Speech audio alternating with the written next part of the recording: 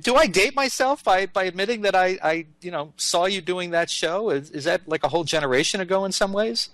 Well, it kind of actually makes you younger, because most of the people that recognize me from that show are 10 years my junior. It was, people like somewhere near their college-aged years who are the biggest fans of it.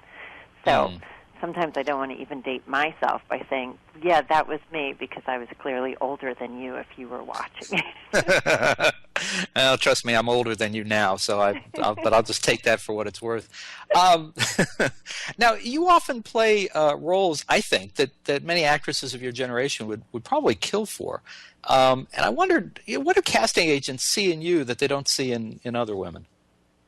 If only I knew, I'd replicate it on all the jobs that I don't get that I really want. But I have to admit that a lot of the times I pick the scripts because I've liked the all-male cast, and I like the adrenaline junkie characters, and boys are really easy to get along with on set for 14 hours a day.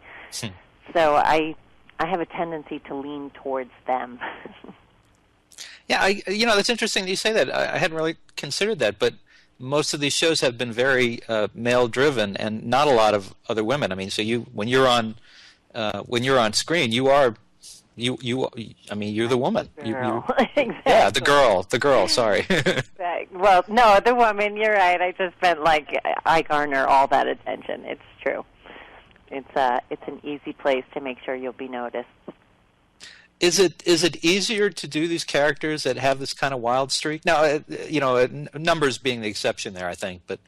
Yeah, but even on Numbers, she still carried a gun. I had to learn how to use a machine gun. I had to, she had a PhD and she wore Prada a lot of the time, but she was sort of a cowboy for what she was doing as a psychiatrist.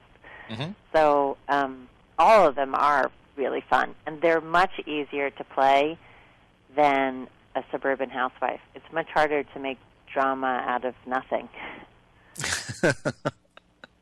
I can see that. I don't see you doing like Sophie's Choice. I don't mean to.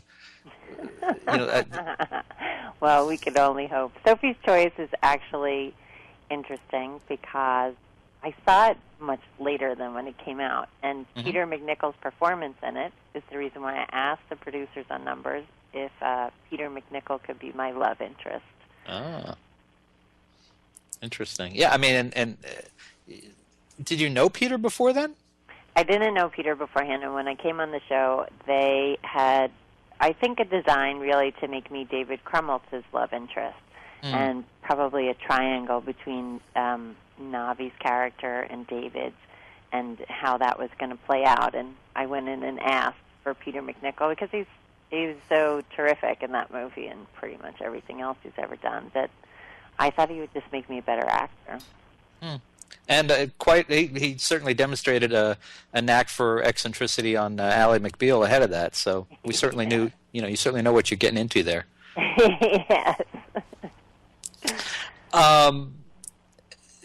Now, so I asked you that, but I'm also thinking, from what I understand, and this is the first time we've ever spoken, so if I have this wrong, you just tell me. But from what I understand, you left Rescue Me, and I think Numbers, for what I understood to be family reasons, and I wondered if a willingness to choose family over career at this point in your career would make producers a little more hesitant to cast you in long-term projects. Interesting questions. I did leave both of them mostly for family reasons. I left Rescue Me to further pursue my relationship with my husband here in Los Angeles because that shot in New York. And after two series with Dennis over 5 years, I thought I might be single forever if I kept moving every time I went on a good date to another city. And then at the third year of Numbers, I was pregnant with twins, and a 1-hour procedural is never the ideal job when you have 3 kids under 2 years old. Yeah. A lot of hours for 10 months out of the year. So I would think some of it may come down to how you leave a show. I gave everybody a lot of notice, and I gave them reasons that weren't like, I don't like the size of my trailer. so no one was particularly upset with any of that or felt like I had quit the cult for reasons outside of the bylines. And sadly, if you look at how hard my life is now with 3 kids who are still under 3 years old, I won't be having any more soon. Oh, any more kids or any more jobs? Probably both, but any more kids for sure. So I think I'm running out of reasons to quit shows based on family needs. Got it. Well, yeah, I mean, it's interesting what you mentioned about the way that you left the shows. You never suffered the slings and arrows as, let's say, someone leaving, I don't know, Grey's Anatomy recently did. It was announced early on that you were going to depart. You had a family situation, and it was a nice, clean break as those things go. Yeah, which I think everybody has to work hard on because everybody has feelings involved when you invest that much time into something. Were you sorry to see Numbers come to an end? Of the series itself? Yeah, I guess I probably had mixed feelings.